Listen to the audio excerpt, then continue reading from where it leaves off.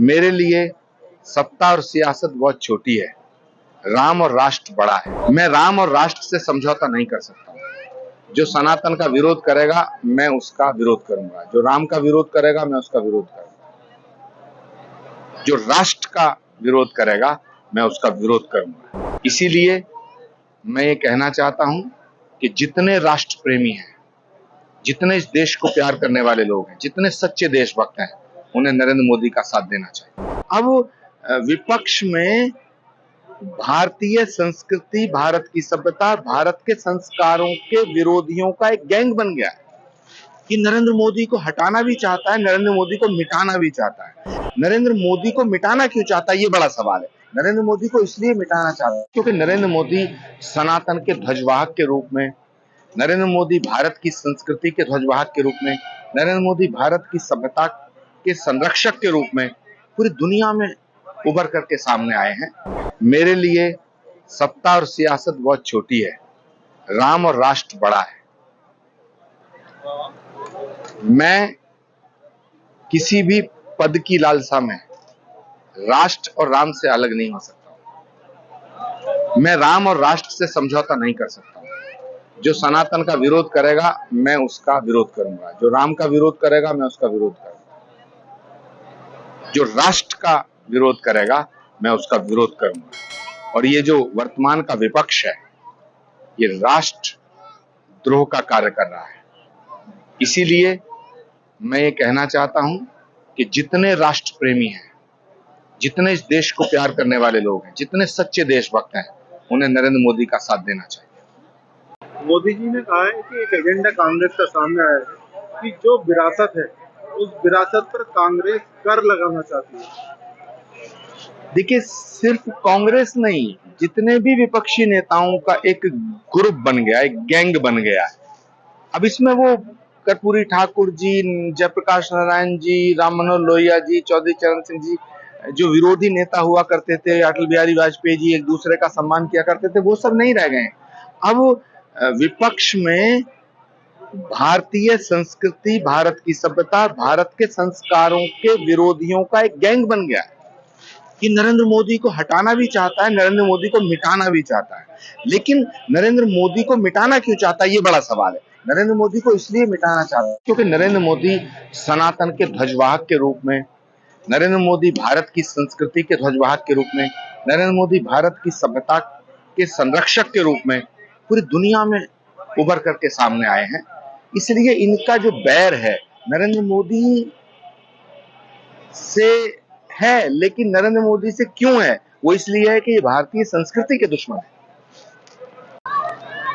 आचार्य जी, मोदी जी का एक बयान सामने आया है। प्रधानमंत्री नरेंद्र मोदी जी ने मध्य प्रदेश में कहा है कि कांग्रेस क्या चाहती है, हम आपको बता दें। जेवर छीन लेगी, मंगलसूत्र छीन लेगी कांग्रेस, जो उनकी विचारधारा है। और अगर 2 गाड़ियां किसी के पास है वो छीन लेगी, 2 मकान किसी के पास है शहर में और गांव में, तो कांग्रेस छीनना चाहती है। तो क्या मानते हैं जो इस तरह से कांग्रेस का एजेंडा सामने है? देखिए, देश की आजादी के बाद से लेके आज तक नरेंद्र मोदी जी पहले ऐसे प्राइम मिनिस्टर हैं जिन्होंने भारत को गौरवान्वित करने का काम किया। भारत के 2 इतिहास हैं, एक आजादी से पहले का इतिहास, एक आजादी के बाद का इतिहास। तो जो आजादी के बाद का इतिहास जब लिखा जाएगा तो उसमें 2 तरह का इतिहास लिखा जाएगा, एक 2014 से पहले का इतिहास, एक 2014 के बाद का इतिहास। 2014 के बाद का जो इतिहास है वो भारत के गौरव को बढ़ाने वाला इतिहास है। जो विपक्ष है वो इस भारत के गौरव के इतिहास को धूमिल करना चाहता है। वो भारत को गुलामी के पीरियड में ले जाना चाहता है। वो भारत को उस दौर में ले जाना चाहता है जहां हिंदुओं पे जजिया कर लगाया जाता था।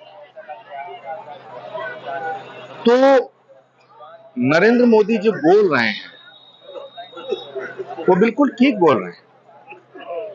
और ये बाकी जितने नेता हैं, जिनको मैं कहूंगा कि ये सो कॉल्ड सेक्युलर लीडर जितने भी हैं, ये नरेंद्र मोदी से इतनी नफरत करते हैं कि नरेंद्र मोदी से नफरत करते करते अब ये भारत के गौरव और भारत के इतिहास और भारत की संस्कृति से नफरत करने लगे। मुझे लगता है कि भारत की जनता 2024 के इस चुनाव में इन सब औरंगजेब और मुगलिया सल्तनत के समर्थकों को मुंह तोड़ जवाब देगी। जी। समाजवादी पार्टी के राष्ट्रीय अध्यक्ष है ना, जो बिस्रा की रिपोर्ट आई है अंसारी की, उसमें कहीं ना कहीं एक बीजेपी का एजेंडा सामने आता है। जितने भी संस्थान हैं वो सारे बीजेपी के लिए काम करते हैं, इसलिए हर चीज में शक होता है। तो क्या मानते हैं, जिस तरह से पत्रकार को लेकर ये मामला सामने आता है कि उन्होंने एक आरोप लगा दिया मीडिया पर?